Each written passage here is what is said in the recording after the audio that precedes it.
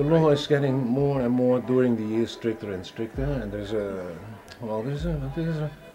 witch hunt in Holland on marijuana, and that's bad news. And you know, there's still a lot of hashish coming from Morocco that nobody talks about it. It's like it's something normal. Prices of grass in Holland tripled for the last 10 years, and the prices of heroin, cocaine reduced 50%. So it's cheaper now, you know, very cheap to buy amphetamines on the streets in Amsterdam again. And it's bad news. You know, school kids they buy amphetamine because it's much cheaper, you know, to get high than marijuana. Marijuana is very expensive in the coffee shops because of short of people who used to grow. They're nice people, good people. They stopped because they're scared of the law, you know. So it's bad news. I'm sorry to say so. Yeah. But we still, you know, all the coffee shop people and also the smokers in Holland, you know, they complain about it. But it's hard to fight, and you know, guys who smoke, you can get them out of the chair to demonstrate or to get up, you know. But maybe in the internet or what, people should organize a bit and say, hey, listen, I'm smoking, stop this. In a coffee shop you can buy legal marijuana and hashish, and they even give a license. But where to get it from is something like they don't want to know, and they want to fight it. So that's very hypocrite, and they also say it.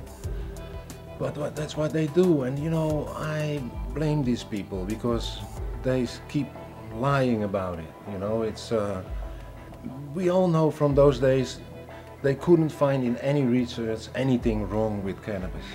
You cannot have cancer, you cannot have brain tumors, you're not gonna grow tits, your hormones don't. All the lies they try to give us about what is bad on marijuana is not there. So still now there's nothing there, but now they come up again like you can have brain tumors, you can have a psychosis, you can go nuts, by other words.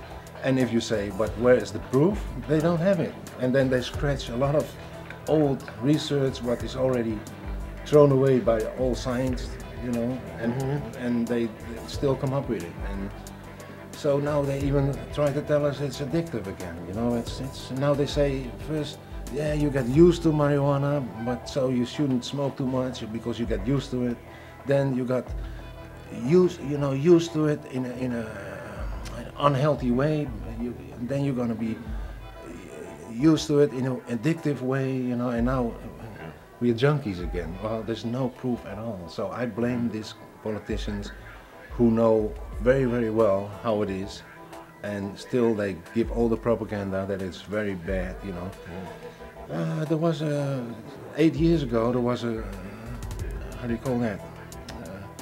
A questionnaire in Holland, who is in favor for legalizing and who is against it. 65% of the Dutch public was in favor. Even 60% of the Senate was in favor of legalizing, but they couldn't because of the outside, the other countries.